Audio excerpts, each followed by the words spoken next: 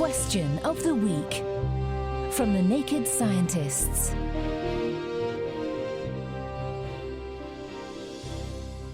Hi there, welcome to Question of the Week.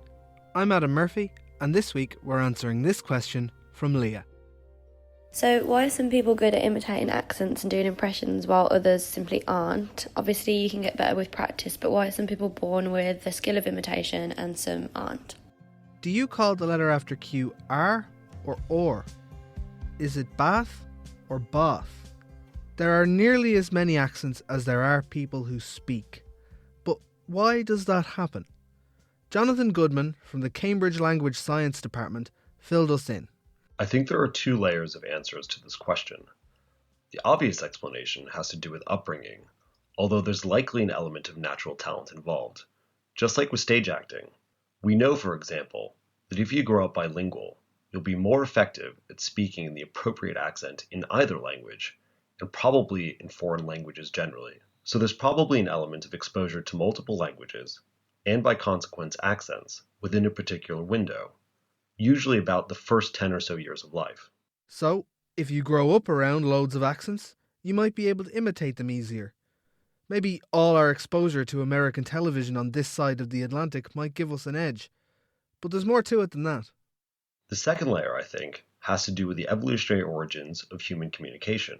Some research in linguistics and evolutionary anthropology suggests that the diversity of languages can, at least in part, be explained by kin, or according to some group selection, whereby the pronunciation of particular words signals a connection with a certain kin or group. Like a sports jersey for our vocal cords, then. The classic example is the biblical case of shibboleth, in which, after a battle between two tribes, the victors distinguished between their own tribe and the enemy by asking everyone crossing the river to pronounce the word shibboleth.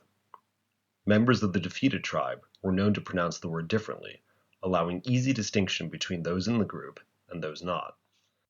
That might be an extreme example, but it shows the importance of accents for being part of a group. If accents evolved, at least in part, to allow people to distinguish kin from everyone else, we'd expect this to have profound implications for how language evolved and continues to evolve. We might then expect people with more diverse linguistic or even genetic backgrounds to be able to emulate foreign accents more effectively. But until more extensive research is done, we can't say for sure. Thank you, Jonathan, for lending your voice to that. Next week, we're hitting the bar for an answer to this question from Donald. How does ethanol interact with the brain, and why does it disproportionately affect the area involved in behaviour and movement rather than the parts of the brain involved in vision, hearing, touch, or the brainstem involved in breathing, blood pressure and heart rate? But what do you think? You can email chris@thenakedscientists.com, find us on Facebook, tweet @nakedscientists, or join in the debate on the forum, which is thenakedscientists.com/forum.